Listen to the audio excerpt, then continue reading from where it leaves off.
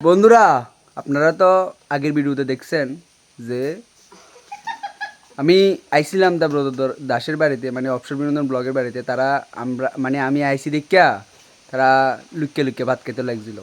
তারা সবাই ফ্যামিলি সবাই ভাত খেয়ে লাইছে। যদি একজন দুজন খাইতো তাহলে আচ্ছা অন্য কিছু মানা যাইতো, যে তারা হয়তো অন্য ইমার্জেন্সি কাজে বাইরেব, যার লাগে তাড়াতাড়ি করে খাই লাইতেছে। তো সবাই একলে বইয়া ভাত খেতেছে।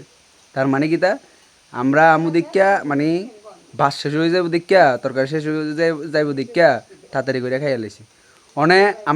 আমরা এরপরে আমরা অনেকক্ষণ বইয়া গেছিলাম। আমরা নিমন্ত্রণ করছি কিন্তু আইসি আমরা আইসি। আচ্ছা, আমরা কিন্তু উজ্জে আইসি না, নিমন্ত্রণ করছে দেখে এর লিগে আইসি পরে এরপরে প্রায় 1-1.5 ঘন্টা বইয়া থাকানোর পরে এরপরে আমরা কইছি ভাত খেতে জনের লেগে। আচ্ছা, আমরা ভাত খেতে গেছি। আমরা খেতে দিছি আর নেই মাছের ঝোল একটু, আর ইয়ে মাছের তেল, আর মাছের কাটা একটা, বুঝছেন? মানে আমি লজ্জা আপনারা দেখাইতে পারতাছি না। মাছের কাটা একটা দিয়ে ভাত খেয়ে উঠছি, বুঝছেন?